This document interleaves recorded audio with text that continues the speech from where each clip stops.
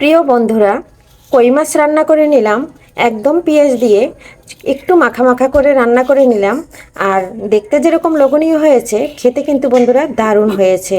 একটু কিন্তু আমার বাবু খেয়ে নিয়েছে, বলছে মা অসাধারণ হয়েছে। প্লিজ বন্ধুরা একটা লাইক দিয়ে ভিডিওটা দেখা শুরু করবেন। আর একটা লাইকের কারণে আমি যেতে পারবো অনেক দূর, আর পৌঁছাতে পারবো নতুন নতুন বন্ধুদের কাছে। যেহেতু আমার ভিডিও অত সুন্দর হয় না, আমি আপনাদের বলবো না একটু শেয়ার দিয়ে দেবেন, তা বলবো না। তার কারণ আমি জানি আমার ভিডিও কারো কাছে ভালো লাগে না। তবে বন্ধুরা একটা লাইক দিয়ে দেখে নিয়েন। নমস্কার বন্ধুরা, কেমন আছেন সবাই? আমি পাপ্পি কিচেন থেকে চলে আসলাম একটা নতুন রেসিপি নিয়ে।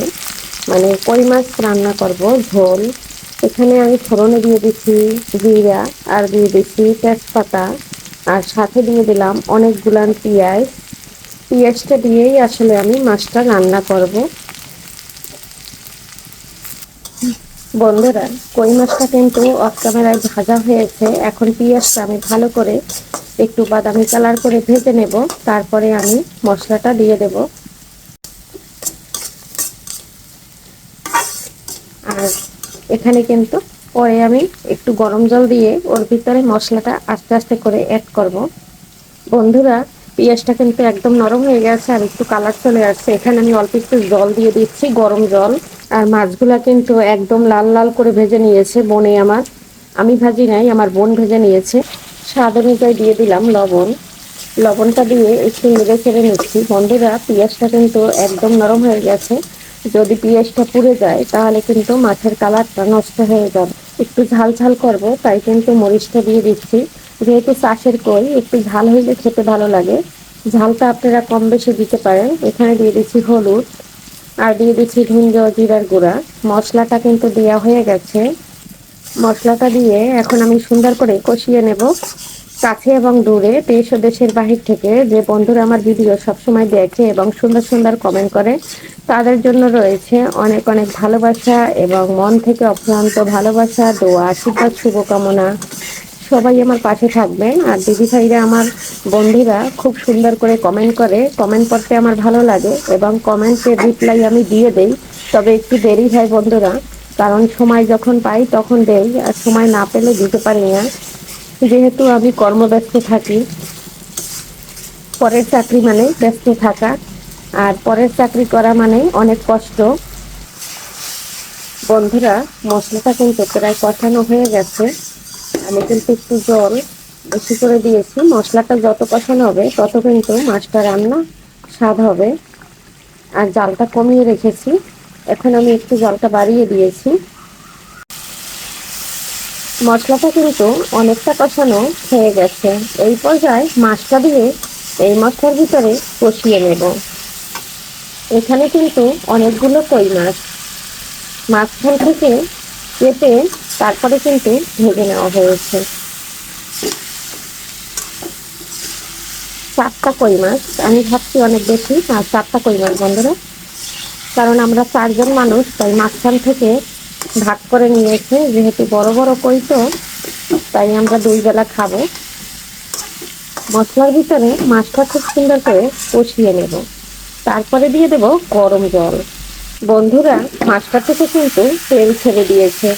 আর এই পর্যায়ে আমি আরও একটু নেড়ে ছেড়ে কষিয়ে নিচ্ছি। আর যেহেতু আমি মাছটা শুধু পেঁয়াজ দিয়ে রান্না করছি, এর জন্য এখানে আদা রসুন কিছুই দেইনি। আর পেঁয়াজ দিয়ে এভাবে যদি রান্না করা হয়, কই মাছ খেতে আমাদের কাছে দারুণ লাগে। বন্ধুদের কাছে কেমন লাগে জানি না, তবে বন্ধুরা একবার রেসিপিটা ফলো করে রান্না করে দেখতে পারেন। আশা রাখছি আপনাদের কাছেও গরম ভাতের সাথে একদম জমে যাবে। মাছ থেকে তেলটা ছেড়ে দিয়েছে, আর এই যে গরম জলটা খুব সুন্দর করে দিয়ে দিচ্ছি। গরম জল দেওয়ার সাথে সাথে ফুটে উঠেছে, কারণ গরম জল দিয়ে তরকারি রান্না করলে এর স্বাদ বেড়ে যায়। এবং যে যেরকম ঝোল খাবেন সেরকম কিন্তু ঝোল দিবেন। আমার একটু ঝোল বেশি লাগে, ছেলে পছন্দ করে।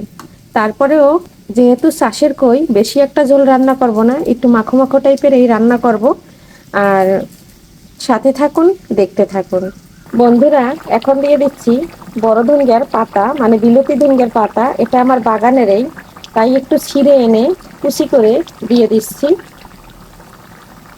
আর এই যে দেখুন, নেড়ে ছেড়ে দিলাম ধনেপাতাটা দিয়ে।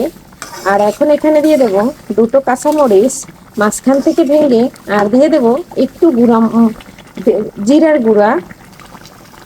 বন্ধুরা, এই যে দুইটা মরিচ মাঝখান থেকে ভেঙে দিলাম আর দুইটা আস্ত দিলাম, তার কারণ এই মরিচটা কিন্তু খেতে দারুণ লাগে, আর মাছের থেকে খুব সুন্দর একটা ফ্লেভার আসে। আর হাতে ধরে আমি কিন্তু ক্যামেরা নিয়ে ভিডিও করি বন্ধুরা, তাতে কিন্তু একটু লড়ে, কিন্তু সবাই একটু ক্ষমা সুন্দর দৃষ্টিতে দেখবেন। নামানোর আগে আগে ভাজা জিরার গুঁড়ো দিলে খুব সুন্দর একটা ফ্লেভার আসে, আর খেতেও কিন্তু দারুণ হয়। বন্ধুরা, এই যে নাড়াচাড়া দিয়ে দিচ্ছি, আর এখন কিন্তু আমি নামিয়ে নেব। তবে ঝোলটা কিন্তু একদম মাখো মাখো হয়ে গেছে। কই মাছ রান্নাটা কেমন লাগলো বন্ধুরা আপনাদের কাছে? আর আমাদের কিন্তু কই মাছ, শিং মাছ বাসার সবাই পছন্দ করে, শুধু আমার বোন শিং মাছ খায় না।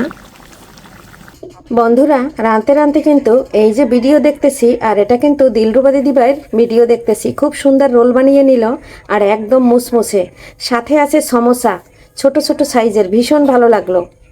বন্ধুরা, ফাইনালি কিন্তু রান্নাটা একদম শেষ, কেমন হয়েছে অবশ্যই জানাবেন। আর আজকে এখান থেকে বিদায় নিচ্ছি, সবাই ভালো থাকবেন, বাই বাই।